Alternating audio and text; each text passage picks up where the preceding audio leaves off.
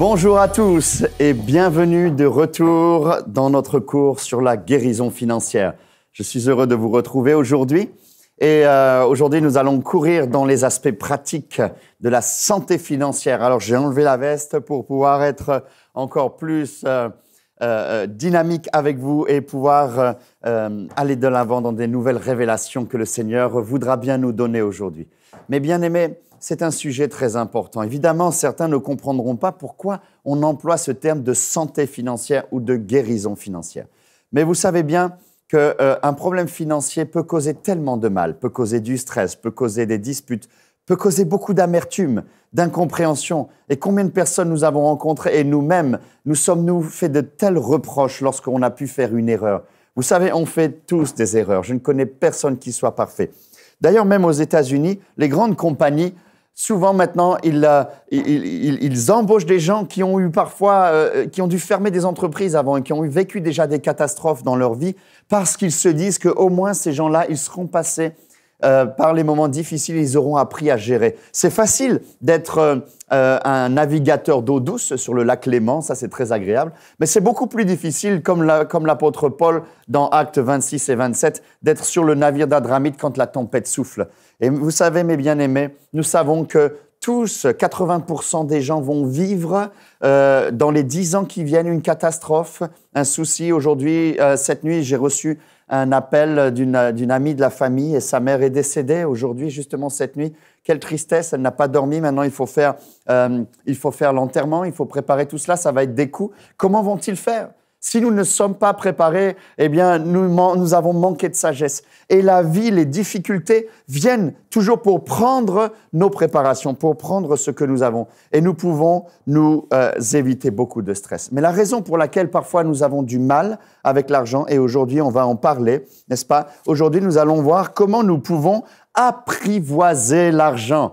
Comment l'argent, et c'est ce que la Bible veut, la finance biblique nous invite maintenant que nous sommes chrétiens, nous invite à changer nous-mêmes pour que nous puissions dominer. Je vous rappelle ce que je vous disais la première session. Le Seigneur nous a créés, il nous a dit domine sur toute la création, domine, assujettis-la. Soit nous sommes les serviteurs et les esclaves, soit maintenant nous allons pouvoir dominer et c'est ce que nous allons apprendre maintenant dans les prochaines sessions. Comment reprendre le contrôle et comment affecter chaque euro, chaque dollar que vous pouvez avoir à une cause particulière pour pouvoir progresser.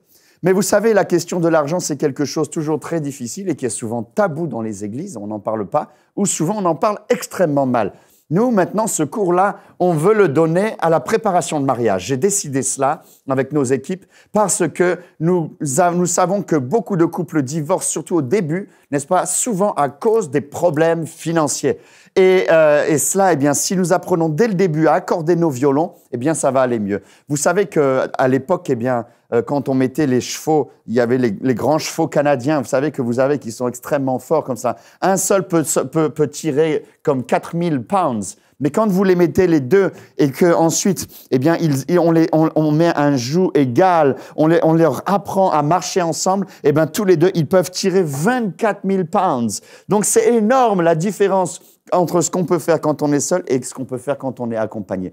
Alors, dans cette session, nous allons parler comment gérer, comment agir avec l'argent et aussi comment en parler dans la famille, comment en parler dans le couple, comment, si on est célibataire, doit-on faire, comment doit-on faire avec les enfants. Voilà ce que nous avons fait. Mais vous savez, attention, l'argent, comme je vous le disais, c'est quelque chose de difficile parce que ça a à voir avec le fait que nous devons changer. Et c'est pourquoi la Bible en parle beaucoup, parce qu'avec la conversion, eh bien, le Seigneur nous amène aussi une conversion sur notre manière de gérer ces choses-là. Et là, on parle de l'argent, mais il y a tout. Il y a vos talents, il y a vos études, il y a beaucoup d'autres choses.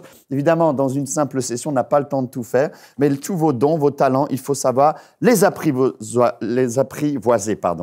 Sachez une chose, comme disait Maxwell, votre attitude fera votre altitude. Je le répète, hein, c'est John Maxwell qui dit ça, le fameux formateur des leaders. Il dit que votre attitude fera votre altitude. Et c'est la même chose parce que la manière dont quelqu'un va gérer l'argent est souvent le résultat de ses attitudes qui sont elles-mêmes influencées par ses blessures, par ses expériences, parfois par ses bonnes expériences, mais parfois aussi par ses très mauvaises, surtout de ses pulsions. On parle d'acheteur compulsif, n'est-ce pas? De son éducation aussi, ou bien encore de son caractère. Nous allons le voir que nous avons des caractères différents et du coup, notre manière de nous relater à l'argent va être complètement différente. Comment gérer l'argent quand on est enfant, adulte, marié, quand on est une famille? Eh bien, c'est des choses de très importantes. J'avais dit un chiffre que je vous rappelle aujourd'hui, c'est qu'un couple qui se dispute une fois par semaine à cause de l'argent a 2 fois plus de chances, donc 100% de chances de plus de divorcer que un couple à qui ça n'arriverait qu'une fois par mois. Vous comprenez? Donc, c'est très important. Une grande majorité des divorces, si je ne m'abuse, si je me souviens bien, 70% des divorces aux États-Unis sont dus à cause des problèmes d'argent. Alors, l'argent, ça a à voir avec la relation interpersonnelle. L'argent provoque des bagarres. L'argent a à voir avec une directe action, connexion avec notre attitude. Et la manière dont on gère l'argent ou qu'on réussit ne dépend pas de nos études. 80% dépendra de notre attitude, de si nous allons progresser ou si nous allons toujours nous planter. Et 20% seulement de la connaissance. Alors évidemment, faute de connaissance, le peuple périt et nous avons besoin toujours d'apprendre et je vous encourage à lire, à apprendre, à vous inscrire si vous parlez anglais à la Financial Peace University de Dave Ramsey. Là, c'est vraiment un cours extraordinaire, très développé que vous pourrez faire. Mais vous devez savoir aussi, et nous l'avons déjà dit, que c'est aussi le plus grand champ de bataille. Et donc, quand nous devons changer, c'est très difficile. C'est pourquoi on se dispute, on réagit, parce que cela touche exactement, directement nos émotions et la manière dont souvent nous agissons avec l'argent et souvent aussi la manière dont nous réagissons avec les autres. Il y a une véritable corrélation entre la manière dont nous gérons l'argent et dont nous gérons aussi notre vie. Et notre vie, évidemment, c'est la relation avec les autres. Alors, c'est ce dont j'aimerais parler aujourd'hui, c'est comment apprivoiser l'argent, comment gérer l'argent, comment le faire. Vous devez savoir que dans une famille, n'est-ce pas, l'argent qui rentre, n'est-ce pas, dépend d'un système de valeurs qui est important. Et nos familles, eh bien, agissent souvent en fonction de ce système de valeurs. Vous avez souvent le dépensier et vous avez la comptable, n'est-ce pas, qui vérifie. Mais ça va être très important dans la famille pour réussir, pour avoir une famille qui soit belle, de savoir ce qu'on va faire avec l'argent et comment on va le faire, n'est-ce pas? La Bible nous dit dans Matthieu 6, verset 2, que là où est ton trésor, là aussi seront ton cœur. Et vous allez voir que j'aimerais parler maintenant un petit peu pendant quelques instants des hommes et des femmes. L'homme et la femme ne réagissent pas souvent avec l'argent de la même manière. C'est pas tous le cas. Je vais caricaturer un petit peu, évidemment. Ça peut changer, ça peut s'interchanger. Je vais juste vous parler d'une tendance un peu générale, n'est-ce pas? Par exemple, nous savons que les hommes, eux, ils se définissent beaucoup en termes de challenge. Vous savez, un homme a besoin de réussir quelque chose, de prouver quelque chose, d'avoir des résultats, de montrer ses capacités. Et souvent, ce que les hommes font, eh bien, c'est pour démontrer. Ils ont besoin de se prouver à eux-mêmes qu'ils sont capables de faire quelque chose. Les femmes, elles, ont plus un rapport différent, émotionnel avec l'argent. Et puis même, sans parler de l'argent, les femmes se définissent beaucoup en fonction de leurs relations interpersonnelles. Par exemple, un homme, on peut être en train de rouler pendant 2 heures en voiture, on a une belle voiture, on est content, on regarde le paysage, on s'échange quelques mots, on est content. À la fin, notre femme nous dit « Alors, ça s'est bien passé? Ouais. De quoi vous avez parlé? » Oh, bah, je sais pas, 2, 3 trucs. Alors, la femme va pas comprendre cela. Et puis, par contre, des femmes qui vont se mettre ensemble, on le voit à la télévision, on le voit, elles vont prendre le thé, etc. Elles vont parler, elles vont discuter, etc. Et elles vont faire les relations. Et puis, blablabla, nous, les hommes, on les regarde, on dit comment elles peuvent faire comme cela. Et en effet, les femmes parlent entre 50 000 et 70 000 mots par jour, alors que les hommes sont entre 32 et 40 maximum. Donc, on voit la différence, n'est-ce pas? Une femme, elle se connecte et a l'impression qu'on l'aime lorsqu'on communique avec elle. Un homme a l'impression d'être apprécié et aimé aussi lorsqu'on peut faire des choses avec lui. Donc, dans le couple, il ne faut pas essayer de forcer l'homme à discuter tout le temps, ou alors à être comme vous si vous êtes une femme et bien organisée, par exemple. Et l'homme, eh bien, vous devez, vous, au contraire, faire l'effort un petit peu maintenant de vous mettre à table et de parler des sujets d'argent. C'est très important. Alors, par exemple, on a parlé du fonds d'urgence hier, je vous le rappelle, n'est-ce pas? Je vous ai dit que le premier des baby steps, n'est-ce pas, c'est de mettre 1000 $ de côté et que vous allez en mettre 10 par 5 par 10, mais vous devez arriver jusqu'au moment où vous allez pouvoir mettre 1000 $. Alors, pour les hommes, ça va être ennuyant parce que ils passent devant Sport Chalet et puis là, soudainement, c'est écrit moins 70%. Yeah, je vais pouvoir avoir mes baskets que je voulais depuis longtemps pour pouvoir aller courir maintenant.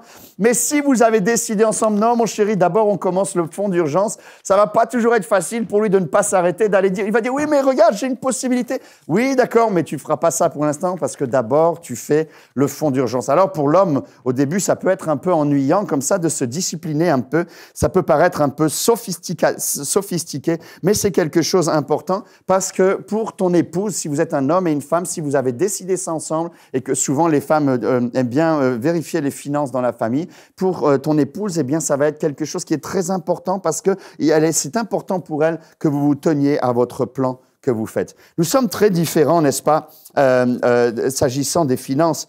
Par exemple, quand il y a du shopping, quand on fait du shopping, n'est-ce pas, les hommes, eux, ils aiment aller faire du shopping, ils n'aiment pas perdre beaucoup de temps, mais quand ils viennent, ce sont comme ils sont là pour négocier. Alors, ils arrivent, n'est-ce pas? Et puis, alors, ils prennent et ils aiment bien négocier. Ils vont négocier à la caisse, ils vont négocier avec le vendeur et ils vont dire, OK, c'est 30, ben moi, je te donne 20. Et puis, tu vas là. Alors, parfois, les femmes, elles n'aiment pas trop ça parce que, mais les hommes, eux, ils ont besoin de gagner. Alors, ils veulent gagner et ils font des négociations sur toutes ces choses. Alors, parfois, c'est rigolo quand on est ensemble dans les magasins parce que, franchement, on n'a pas les mêmes manières. Mais vous avez déjà fait, si vous êtes un homme, des courses avec une femme. Moi, j'ai des femmes à la maison, j'ai mes filles et ma femme.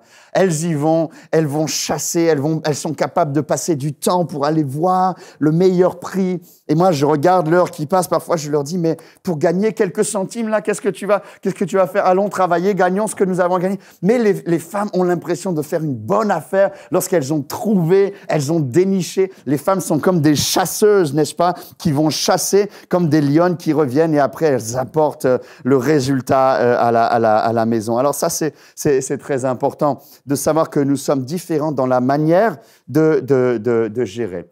Mais du coup, quand on agit aussi, on agit différemment. Par exemple, les femmes, elles ont comme une sorte de glande, vous voyez, un peu, on dit comme ça en français, hein, vous comprenez ce que je veux vous dire. Et bien sûr, c'est symbolique, mais c'est une glande qui, quand il y a une insécurité financière, elle commence à bouger comme ça, et la femme, là, commence à se sentir mal. Vous rentrez à la maison, mais qu'est-ce que t'as, chérie? Non, ça va pas. Puis parfois, ça peut aller des pleurs et des craintes et des paniques même. Et nous, les hommes, on comprend pas. Ah, mais pourquoi est-ce que tu es tellement émotionnel? Oui, les femmes, et c'est pourquoi vous aimez votre femme, elles sont émotionnelles et elles sont belles comme cela. Mais du coup, une femme a besoin de la sécurité financière. Et si nous aimons nos femmes, et je n'ai pas toujours bien fait dans ma famille, j'ai dû apprendre vraiment à comprendre que si Maria, parfois, elle se sentait mal, c'était pas parce qu'il y avait un problème, c'est pas une dépressive ou quoi que ce soit, c'est simplement parce que parfois, j'ai fait des pas qui n'était pas tout à fait sécurisant pour elle. Et alors, dans ce cas-là, ça a déclenché, ça a déclenché vraiment une insécurité. Alors, l'homme doit aimer sa femme comme Christ a aimé l'Église, et donc il doit travailler à la sécurisation. S'agissant des problèmes financiers, c'est difficile pour des hommes aussi quand on a des problèmes financiers, parce que souvent, nous, on réagit avec notre amour-propre. L'homme a besoin de s'estimer lui-même. Et c'est pourquoi, si vous êtes une femme et vous voulez vraiment que votre homme progresse dans les finances, donnez-lui des compliments, n'est-ce pas? Un petit compliment le matin, un petit compliment le midi et le soir, vous allez voir la grande différence. Et souvent, c'est difficile pour les femmes de donner un compliment, mais un homme a besoin comme de l'air des compliments. Si vous ne savez pas complimenter votre homme, vous ne pourrez pas jamais progresser dans votre relation financière, certes, mais aussi amoureuse. Parce que l'homme est fabriqué comme ça. Il a besoin toujours qu'on construise son estime de soi, parce que n'oubliez pas, il est là pour accomplir des choses. Il a besoin de voir que ce qu'il fait, les efforts qu'il fait sont récompensés et sont remarqués. De la même manière, vous, messieurs, vous savez que votre femme a besoin d'amour et elle a besoin qu'on lui dise qu'on l'aime. Et nous, les hommes, on n'aime pas dire, parfois, j'ai entendu des hommes qui disent, bon, ben, elle le sait que je l'aime. Eh ben oui, peut-être qu'elle le sait, mais elle a besoin, elle aussi, au minimum, une fois le matin, une fois le midi, une fois le soir. Et même en permanence, dis à ta femme que tu l'aimes. Essaie de faire des choses qui vont la sécuriser. Ne la laisse pas comme ça à faire des dépenses sans lui en parler. On verra pourquoi. Parce que les femmes peuvent ressentir comme de la peur et même de la terreur lorsque soudainement des négatifs arrivent, lorsque les intérêts grandissent comme ça. Et ça peut faire vraiment des grands problèmes. Et c'est pourquoi il y a beaucoup de bagarres à cause de l'argent dans les couples. Et nous qui sommes chrétiens, nous devons apprendre à fonctionner ensemble. Alors, nous voudrions vous encourager à faire une réunion par semaine. Non pas par mois. Et messieurs, vous allez à la réunion. C'est pas une réunion, vous ne prenez pas du tennis à ce moment-là. Vous allez à la réunion. Madame a prévu une réunion, n'est-ce pas? Parce que souvent, c'est souvent les femmes qui font la comptabilité dans les familles. Et si c'est le contraire, eh bien, madame, vous allez à la réunion. Et là, on y va. Vous mettez une belle ambiance, une belle musique. On va faire un budget parfois. C'est pas toujours amusant. Mais aussi, on peut prendre un bon thé ensemble ou un bon café. Mesdames, si vous voulez qu'il soit là, servez-lui quelque chose à boire qu'il aime bien. Et vous, monsieur, vous allez à la réunion. Alors, souvent, il y a le comptable qui va faire le budget. On parlera du budget plus tard et qui va nous dire, ah ben là, on peut pas faire. Alors, et puis, elle va dire aussi, on peut faire. Vous allez voir tout à l'heure qu'un budget, ce n'est pas que négatif, c'est très pratique parce qu'on va tout budgéter. On va apprendre à prendre les décisions ensemble, en famille, plutôt que d'avoir des surprises minces. Elle est encore allée dépenser, elle a acheté sa 1200e paire de chaussures. Si c'est comme ça, il va y avoir un problème. Vous allez avoir des problèmes financiers. On ne peut pas continuer comme cela. Alors souvent, dans un couple, parce que les contraires s'attirent, eh bien, on a le sérieux et le olé olé, si vous voulez, n'est-ce pas? Alors, c'est pas toujours facile de combiner les deux. Celui qui est un peu plus olé olé, qui est un peu le free spirit, on pourrait dire, n'est-ce pas? Eh bien, il doit aussi maintenant se calmer, s'intéresser, poser des questions et vous échanger pendant quelques temps sur, tiens, où est-ce qu'on en est dans les finances? Est-ce qu'on a pu payer telle chose? Tiens, on a eu tel problème. Comment est-ce qu'on va faire? Et vous discutez. Et si vous avez les émotions et la colère qui vient parce qu'un jour, quelqu'un s'est trompé, vous savez, parfois, vous n'allez pas réussir du premier coup, donc un jour, vous allez vous arrêter. Oh, j'ai une bonne... Et puis, vous allez venir et vous allez dépenser. Oh non, c'est pas ce qu'on avait prévu. OK, pardonnez-vous, dites, OK, pardon, je vais essayer la prochaine fois de te téléphoner. Est-ce qu'on peut faire? Vous allez voir que progresser financièrement, c'est pas pour nous priver. C'est pas pour que la vie soit que sérieuse. C'est pour pouvoir ensuite dépenser plus, vivre mieux, donner plus. Alléluia. Et ça va être extraordinaire. Mais il faut apprendre à travailler ensemble. Votre partenaire, il a ses propres dons, n'est-ce pas? Et celui qui est, par exemple, qui a le don d'administration, il peut préparer le budget, c'est lui qui peut le faire. Mais l'autre, n'est-ce pas, qui n'a pas ce don, il doit s'y intéresser et ne pas dire comme on entend souvent, ah ben moi c'est ma femme qui s'occupe des finances, c'est pas moi qui fais cela. À partir d'aujourd'hui, ce n'est plus ta femme qui s'occupe des finances, vous vous occupez des finances, l'un et l'autre. Comme ça, elle n'a pas tout le poids sur ses épaules et l'amour et la concorde va arriver.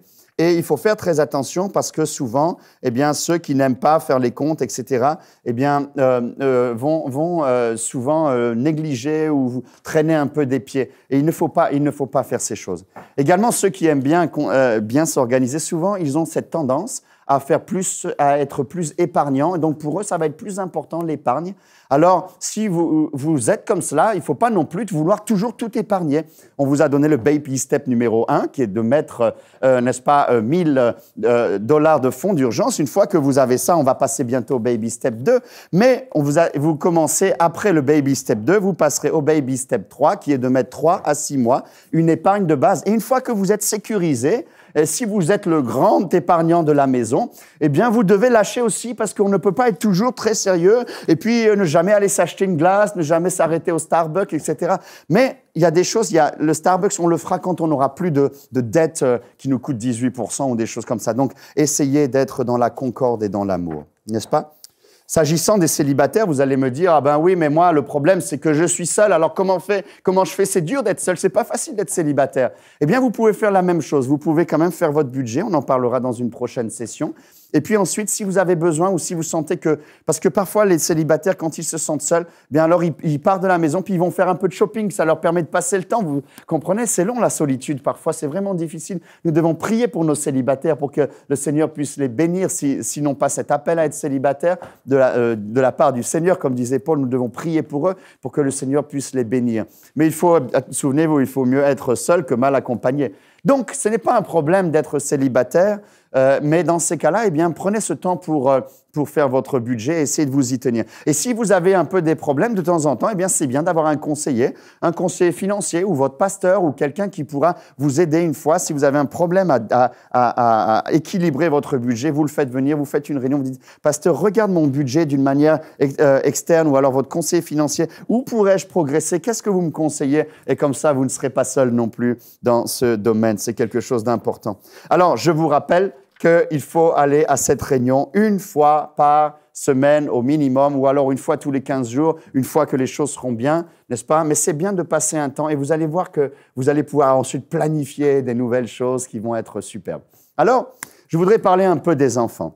Il faut éduquer nos enfants. La Bible nous dit que si nous enseignons au psaume 22, Proverbe 22 et au verset 6, elle nous dit ici, « Instruis l'enfant selon la voie qu'il doit suivre, et quand il sera vieux, il ne s'en détournera pas. » Et juste après, la Bible dit au verset 7, « Le riche domine sur les pauvres, et celui qui emprunte est l'esclave de celui qui prête. » Waouh!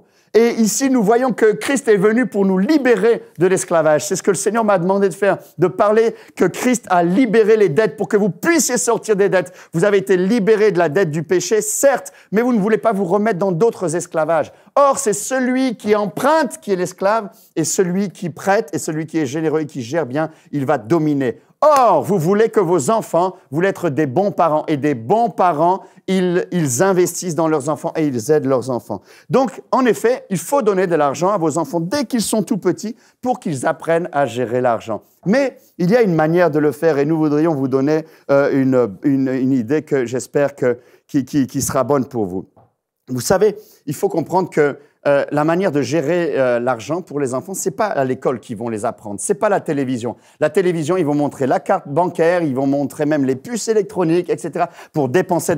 Ils veulent déjà, d'ailleurs, c'est le plus grand marché actuellement des banques, hein, c'est les adolescents, hein, n'est-ce pas, les compagnies de téléphone, etc. Donc, ils vont être bombardés.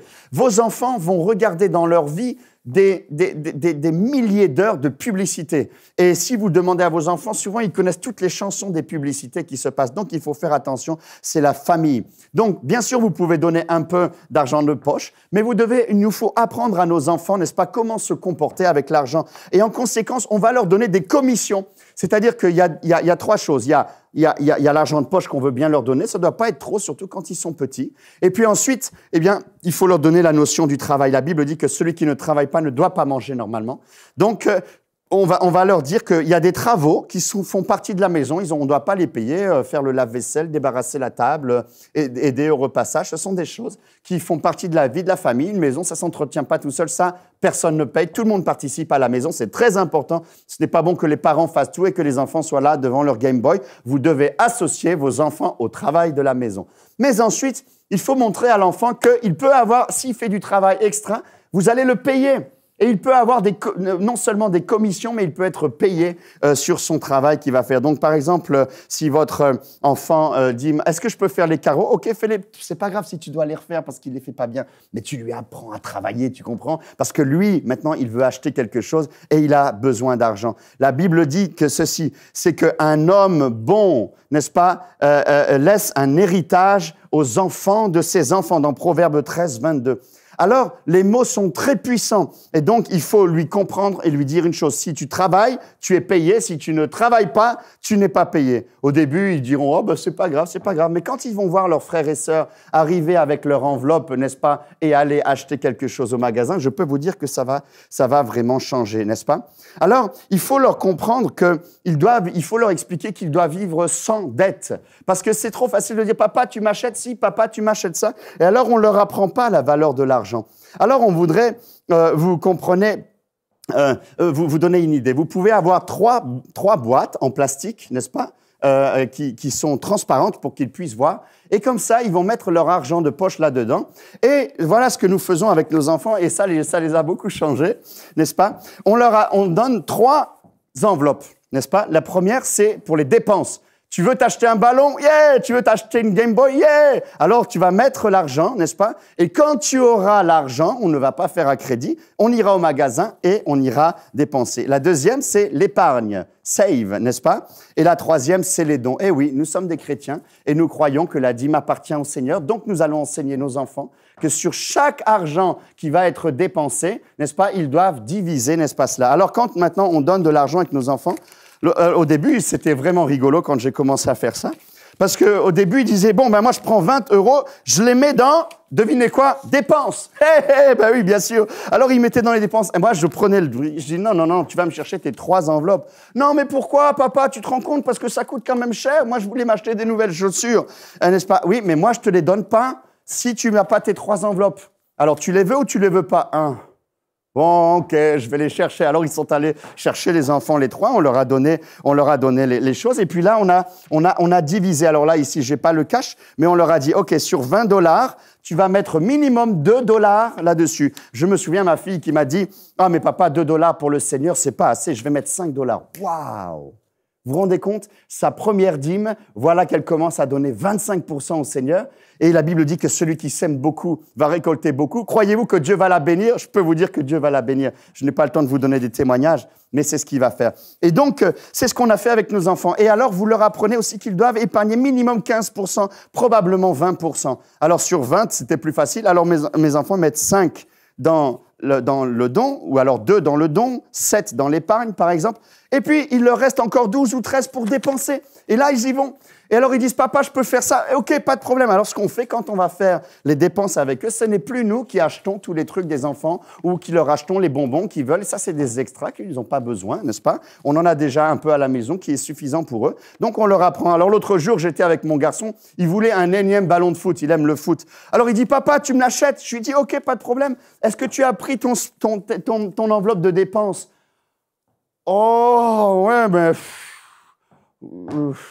prends ton enveloppe de dépenses, mon fils, regarde, c'est une promotion, tu peux le faire. Je suis d'accord, tu as déjà 5 ballons, ça c'est une certitude, mais si tu en veux un 6e, prends-le, mais tu prends ton argent, puisque tu as ton argent pour le dépenser. Alors il a regardé, il a considéré, il a dit, ah, j'en ai pas besoin. Et on est parti. Alors lui, il était devant, moi j'étais là, yeah! Mon garçon devient sage, parce que maintenant il commence à comprendre, ok, je vais me faire plaisir, mais d'abord les choses essentielles, et surtout, je ne me fais pas plaisir lorsque j'en ai pas besoin. Et c'est là la maturité financière. Donc c'est une bénédiction pour nos enfants que de leur apprendre à donner, à épargner et aussi ensuite à dépenser, n'est-ce pas?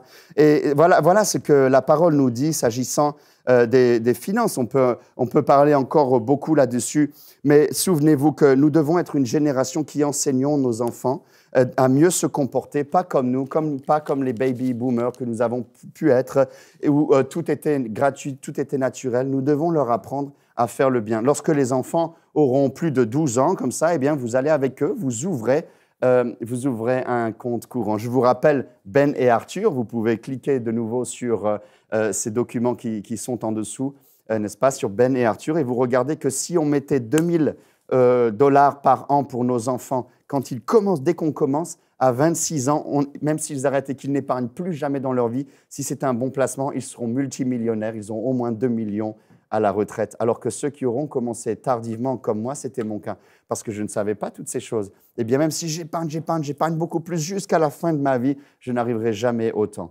Donc le plus tôt vous commencez, le mieux vous commencez. Donc il faut, je vous le rappelle, apprendre à discuter ensemble des questions financières, essayer de ne pas se disputer ensemble s'agissant des questions financières. Si vous êtes un couple, faites une fois par semaine au début une réunion pour pouvoir être conscients tous les deux des réalités, des problèmes.